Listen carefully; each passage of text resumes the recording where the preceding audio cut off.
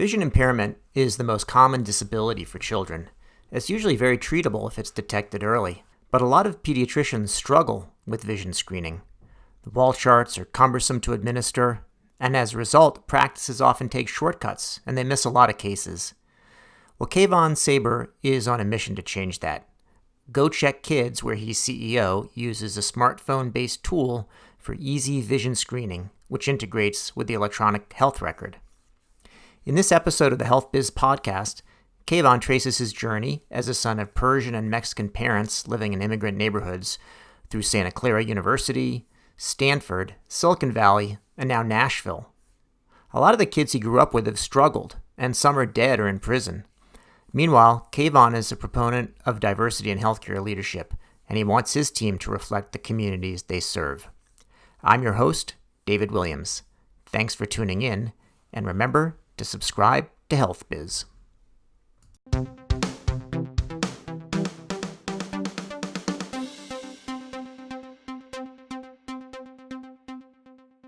Kevon, thanks for spending the time to speak with me today. So glad to be with you, David. Thanks for having me. So listen, we're going to talk about the present soon, but let's talk about the past a little bit. And tell me about, your upbringing, education, what you were doing before you got to GoCheck Kids. All right. I grew up in San Jose and Fremont, both in the Bay Area, to a Persian and Mexican set of parents. My dad was a small business owner. My mom was a social worker. And I think from the cultures I grew up in and from them, definitely gained a passion for work. They both were hardworking people trying to make ends meet as we were growing up. And of course, the importance of family. Both of those, ethnic backgrounds really stress, family unity, family closeness, helping family out. We moved to Fremont right before my third grade year started. My parents wanted to be in a physically safer environment where the school system was a lot better.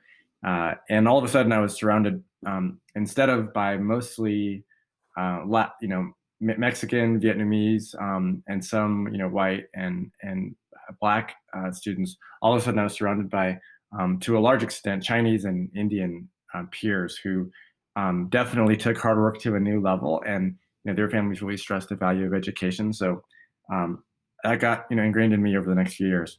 So how'd your parents meet? They actually met at San Jose State, the state school there in the southern part of the Bay Area. The story I hear is that they were at the library, and I think my dad saw my mom was eating some carrots and asked if he could have some. As lame as a Listen, that's a smooth move. That's probably a line she hadn't heard before, I guess, right? So I'm confident of that. that's pretty good. So it sounds like you had a good sort of kick in the rear as you were growing up, and hopefully your problem with your kids will be affluenza, because that does tend to set in at an early stage. I hear that, and we're doing everything we can to guard against it. Yeah. So all right. So what happened after you moved and met all these different folks? Did you just get your high school diploma and leave it at that? No, I didn't. My mom had a dream that her kids would go to Santa Clara University, and several of us did, including me. While I was there, I remember kicking myself in the pants, kicking myself not because it wasn't a great school, but because all the schools that I applied to, I got in, which meant I didn't reach high enough. I didn't Yeah. set my sights high enough, and I determined that I would not do the same thing with graduate school. So I only applied to Stanford. I didn't really want to get an MBA per se. I wanted to become a better entrepreneur, a better leader, a better innovator. And there are a lot of great business schools, but Stanford, of course, has a reputation for those things. And so I was somehow let in, and had a phenomenal 2 years of growth there. That's great. And then work-wise, what did you do before your current slot? 2/3 of my career has been starting and growing software companies. And then about a third of my career has been consulting to venture-backed organizations. And I'll use venture-backed a little bit loosely. Most of those companies were, backed by Sandhill VCs. But some of them were actually backed by Fortune 100 companies that wanted to get into innovation. And gosh, I learned so much about, why it's hard for big companies to innovate, and also, some techniques that can mitigate that risk or that trend, working with them. But yeah, it's about 2/3 small companies, mostly that I started, and about a third about a third consulting. Um, and almost all of the prior work before GoCheck was either mobile or subscription or health or some combination of those, which obviously prepared me for GoCheck today. So it sounds like you had a upbringing in a very diverse community, starting within your own household, and then where you moved around, and Santa Clara and Stanford also probably to some extent. How is that compared with what you saw after Stanford in terms of the kind of companies you're working with? Any notable differences in sort of the diversity that you saw in those places? Most of the small companies, and big companies I worked at or consulted to, had the perennial and very current problem of having very little diversity, um, especially in kind of the senior ranks. The one exception was a mobile game company that I co-founded back in 2005. This is before the iPhone came out, where actually our entire staff was I'm sorry, our entire founding team was um, had either moved from Latin America themselves or like me, in previous generations. So that was an exception, but yeah, otherwise, most of the boards, most of the management teams, most of the senior management were white in the companies that I started or consulted to. And what sort of reflection do you have on that? Not fishing for an answer exactly, but in terms of, there's a lot of things you get out of a diverse community. There's one question about just, what happened to all the kids that, you grew up with. Maybe they're not in the same spots. And then what are the kind of advantages and disadvantages to what you actually do see in the business world? Yeah, I mean, a lot of the people I grew up with, before I moved to Fremont, even an incredible amount in my own family, they're in positions today that actually make me feel sad when I think about them. They're struggling with alcoholism or other drugs in their 30s, typically at least underemployed, if not largely unemployed. Um, most of them, a lot of them, I shouldn't say most of them, most of my male relatives and a lot of the folks I grew up with who are friends or friends of the family, um, they've been incarcerated or hospitalized for drugs or violence. And so yeah, definitely not something that I'm excited about. Something that I think a lot about. How to make an impact on, and certainly through our work at GoCheck. Um, at, at, I remember in my Stanford very first class, when I got there, one of the first things we studied was diversity, and I'll never forget the research demonstrating that diversity almost always helps. Almost any kind of diversity almost always helps.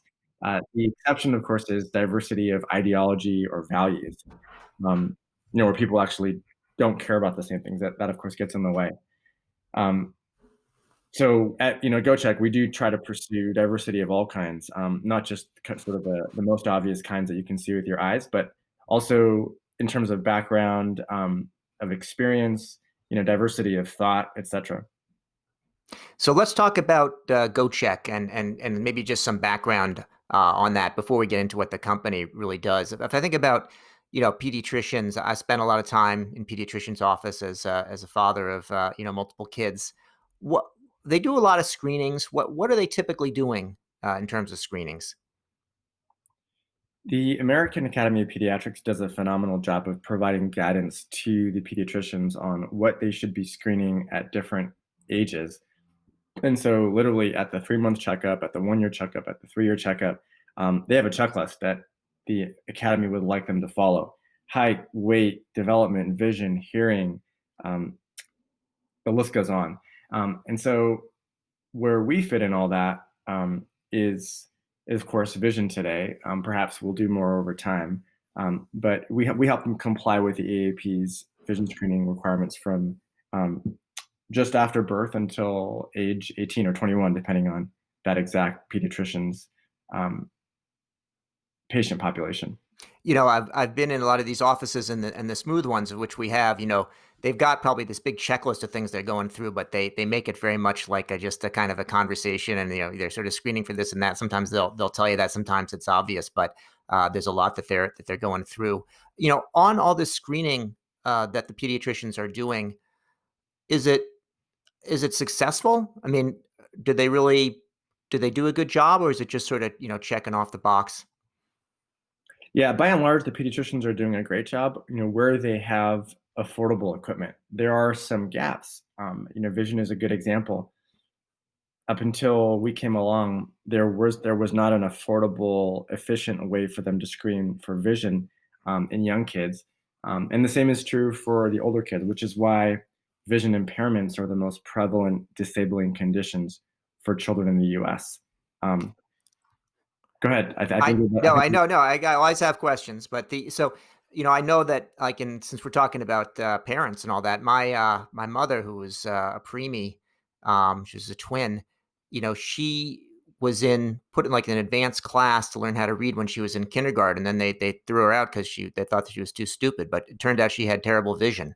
And what are the issues with? I can imagine kids that are nonverbal or earlier than that to get vision screening. But like, how do you go about it when you can't ask, is this better than that? Is this clear? Can you read this letter? How does vision screening work at earlier ages, and what are some of the challenges with that? Yeah, you're absolutely right. You have to sort of segment the population by age. For the young kids, 1, 2, 3, 4, usually even a little older, the kids, of course, are nonverbal, they're non-cooperative, they may not know their letters, etc. And so you need an objective way to assess their vision, a way that doesn't require any sort of cooperation from the child.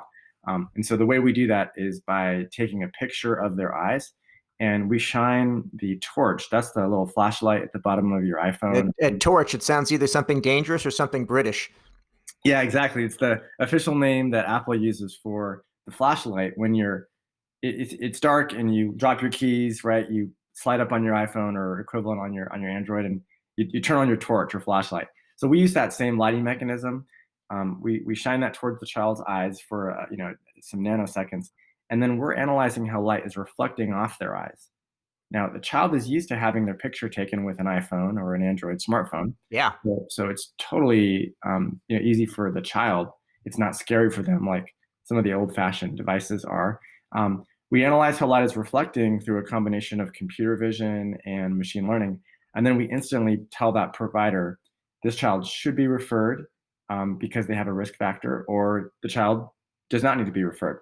Now that triage, of course, enables the kids with risks to go see the eye specialist, and those who don't have that risk, not to clog up those offices. There's only 900 pediatric ophthalmologists in the US. And so you can't just have every child taken by their parents to see those pediatric ophthalmologists, not to mention the fact that in most areas, it's not going to be a short drive, right? So that's the younger kids. It's an objective method. It's called photo screening. For the older kids, um, it's not cost that keeps pediatricians from screening kids every year. It's actually time. The wall chart administered properly in a clinically validated way. The wall chart, of course, is the kind of 6 feet tall. Yeah. I can see E, right? E is at the top. Exactly. Yeah. Yeah. Um, that just takes too long. And so what practically happens with most pediatric offices is either the techs or nurses will kind of do a shortcut approach, which doesn't have the same clinical efficacy, or they'll skip it and only do it every few years. Well, of course, either way means that a lot of kids are being missed. And that's why vision screening, again, one reason why vision screening, you know, has been a whole, not because uh, not because the AAP doesn't hammer. This is really important, right? They say every pediatrician should screen every year, every child, but because the equipment hasn't been affordable and efficient, which of course is a segue to why we exist. Right. No, that sounds right. We were talking before about diversity, and we didn't talk about it explicitly, but it sort of leads directly into the topic of disparities. So I know that someone like myself either has access to a pediatrician that's a little less rushed, or we're educated about what needs to happen, or I was aware what happened with my mother, and so on. Are are are differences in vision screening Do they result in disparities, or am I overthinking about it? No, no, you're actually absolutely right. So it'll just take me a second to unpack this. So the children who have vision issues who are not detected, they end up with, in the short term, higher levels of anxiety and depression, which of course affects them in a number of ways. They end up with what the literature calls uh, compromised social relationships. That means bullying, relationships negatively affected with their peers, their siblings, their parents. Um, of course, if you're not seeing well, you're not seeing the whiteboard, you're not seeing the chalkboard. How much are you learning? Right, you're learning a lot less. Your excitement about school and learning is a lot lower, and so these kids statistically end up with lower educational outcomes. Of course, lower educational outcomes are correlated with lower incomes. And then if you look at everything that's happening in the social determinants of health research, um, education outcomes and income are two of the biggest factors in the lifestyles that people live and the healthy or unhealthy choices they make, which of course will lead to earlier and more intense onset of disease such as metabolic syndrome, heart disease, stroke, type 2 diabetes, and everything that accompanies those things, obesity, etc. And so we definitely look at protecting the sight of children, preventing blindness and learning disablements as the proximate focus or impact that we have. But we're also really excited. We feel a lot of fulfillment around protecting the potential, the health, and even lowering healthcare costs through the work that we're doing on vision. So some pretty heavy responsibility on the one hand, and also kind of a bold assertion about, what kind of an impact that you can have. Um, are you seeing really that type of an impact, or is it just kind of a point solution and hey, you might get your vision screening done better, but then some other screening is missed? I mean, how central do you think vision screening is? Well, given that this is the most prevalent disabling condition, I'm talking about vision impairment among children in the US and many countries, we think it's absolutely critical. Our customers have done over 2 million patient screenings with our technology. And if you look at it at a graph, it's going up and to the right. So we're really excited about the increased impact that we're having. And we're under no illusion, right, that vision screening is the only thing that matters. But given that it's the most prevalent factor and it has so many downstream impacts on someone's life, um, we're we're very very confident, like the EAP communicates to all its pediatricians, that it should be done every year. So, this isn't a podcast explicitly about the pandemic, but every podcast is about the pandemic. So you talk about the wall charts and what's happening, in a pediatrician's office, but at least earlier this year, and I would say now coming again, people are not going into the pediatrician office or any other office if they can avoid it. So what's happening with the pandemic? Is everybody just falling behind? Great question. Initially, of course, our customers saw a huge decrease in the volume of patients that were coming in for their well check or annual checkup, where they do the vision screening with GoCheck Kids. Um, at this point, we've seen a huge rebound in those visits. And of course, we have the data across thousands of pediatricians all over the US and then even some in Europe who are customers of GoCheck Kids. And um, we think about it on a kind of a per month basis, right? On a per month basis, we're seeing more screening done now than we did before the pandemic. Um, at the same time, if you look in the aggregate at all the screenings that have been done in 2020 so far, we're a little behind. I think the latest stats I saw were about 4 or 5% behind, or rather, our customers are, which is good news, right? Because it could be a lot worse. Right. Now, you mentioned the pandemic. I want to share something really exciting. Up until recently, GoCheck Kids lowered the cost of screening the young kids by about 60%, and we're really proud of that because, of course, those are millions of kids that wouldn't otherwise have been screened because the antiquated historical kind of incumbent technologies were too expensive. When the pandemic started, we asked what can we do to level up the way we're serving these pediatricians. What can we do to help them with the pandemic? And what we decided to do actually was to acquire what we believe to be the leading technology for screening older children. Hmm. What does it have to do with the pandemic? Well, it's an app. It's already been used over a million times in schools, and since it's an app, it can be done at home, which of course means less exposure to other patients in a pediatrician's office or hospital. We sell to small practices and also large hospital systems. It also means that because of the exact instrumentation of this test, they can do it in the exam room as opposed to the common hallway or common area where lots of patients are coming through, which Right. again means less exposure to other people and viruses of many kinds, whether we're talking about the flu or we're talking about COVID. So we're really excited about this solution for the older kids. We call it a digital visual acuity app that certainly reduces COVID exposure, offers them a new level of clinical efficacy, but it also shortens the time required, which again, they are incredibly grateful for because time is the reason why they weren't able to screen the older kids every year before. Got it.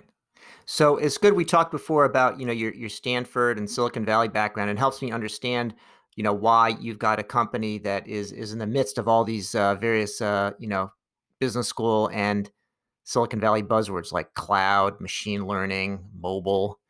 You know, how much are these really fundamental technologies that are changing the world versus how much is just hype? Yeah, I mean, I think the I think I'm going to answer this question with it depends. Sure. But I get a follow-up, right? So, Sure. Yes. yeah. Silicon Valley, is a hype machine, not just an innovation machine. And so, um, there's there are clowns in every parade, and there are clowns in the mobile AI, and machine learning and other parades.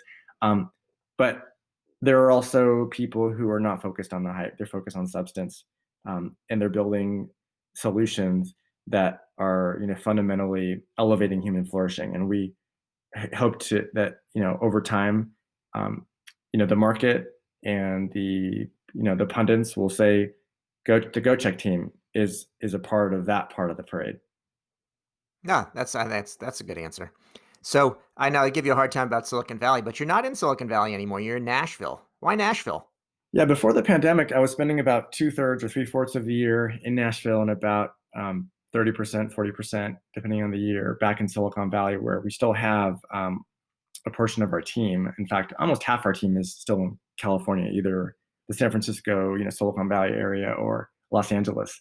But Nashville is also a very special place because of the talent.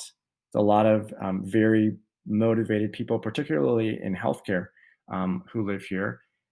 They're here partially because of the quality of life. There's a lot of creativity that extends beyond tech, right? In the restaurant scene, in the art scene, in many other industries that is visible every day. The natural beauty is obviously phenomenal. The cost of living is low, and we're also close to many of the large hospital systems in the country that are headquartered here, or within a short drive or short flight from many of the other largest hospital systems that are in the Midwest or in the Northeast. And so it's a great place for GoCheck to have a large portion of our people, and so far it's been great for us. So you've done some pretty exciting things with GoCheck Kids up to this point, and you've already talked about some changes that you made this year. As you look ahead to 2021 and beyond, anything that we should have on our radar, either that you've announced or any hints you can give us at what you're looking at? Yeah, I mean, first of all, we're focused on improving our current products, making them more delightful, easier to use, delivering higher clinical efficacy. And so that I hope goes without saying. But it doesn't always in healthcare, right? Sometimes you see products that don't change a lot Yeah. over 5 or 10 years. But that's definitely not our culture. We have more of a continual, everyday innovation culture that is, not uncommon for companies that have a Silicon Valley DNA. Then we also have some really exciting products in R&D that we expect to announce in 2021. So I'll stay tight-lipped about those for now. Yeah, all right. That's fine. We'll keep, we'll watch this space for what's coming, but it should be good. So, the pandemic has given people some time, maybe when they weren't on a plane or just sort of disrupted what they were doing. And I always ask my guests about what books they've been reading. Have you had a chance to read any books, and any that you recommend or recommend avoiding? Most of the books I read are on Audible, so I have to just open up my Audible It library. still counts as it still counts as a book, even if somebody's reading it to you. So Yeah, I'll mention three.